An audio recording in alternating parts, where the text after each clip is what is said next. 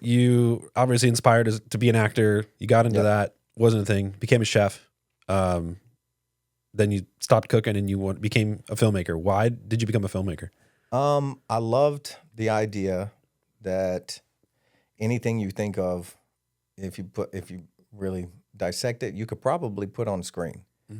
And that's pretty evident across any genre, whether it's horror, sci-fi, love, or what is it? Not love. Romance. Love.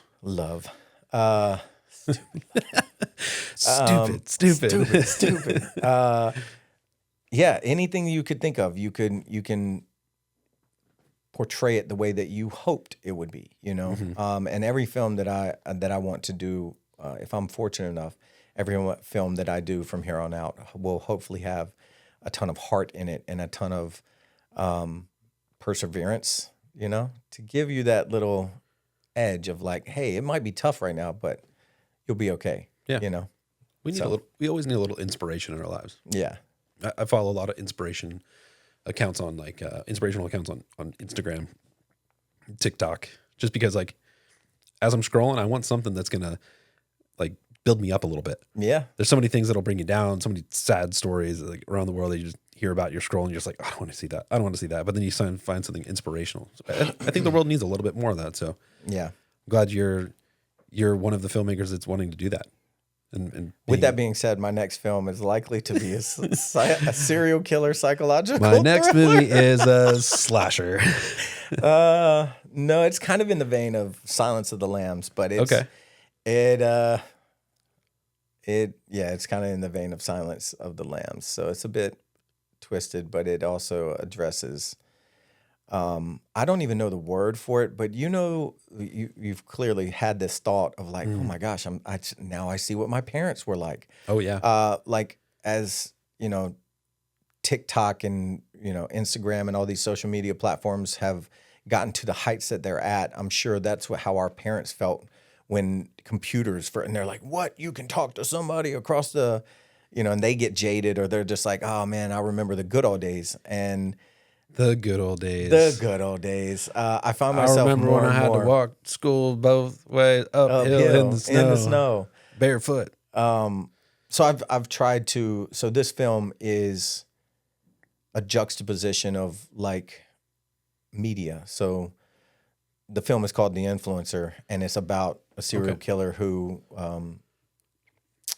his victims that he claims are influencers that he thinks are taking away from society, meaning the NPCers, this is wonderful ice cream, and they're making $1 million a year just to sit there and get a quarter every time they mimic an emoji. Dude, I'm so jealous of. I wish I could make money that way. Food bloggers and just like local. I think local something like I don't know, OC local or I don't know some guy just goes around to different restaurants and new restaurants and tries them out, and just over the years just built it up, and now he gets asked to come to restaurants to kind of a diners, drives and dives almost kind of thing, like showcase my place, have people come.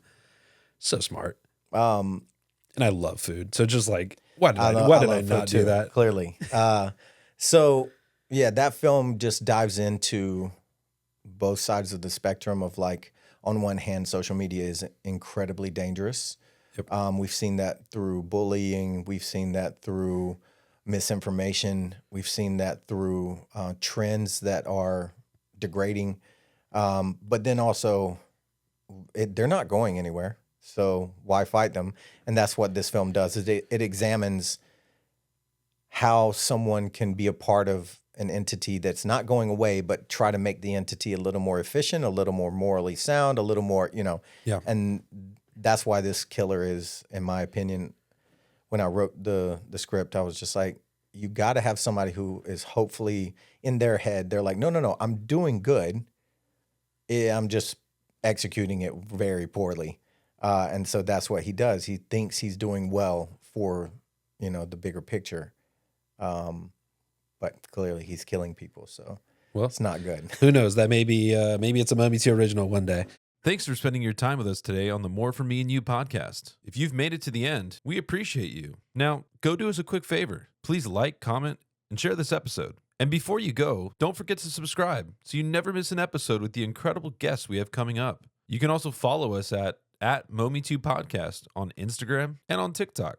Oh, and for your next movie night, check out the Momi2 app. It's free and packed with amazing movies and shows you've probably never seen. Until next time, take care, stay safe, and we'll see you in the pod.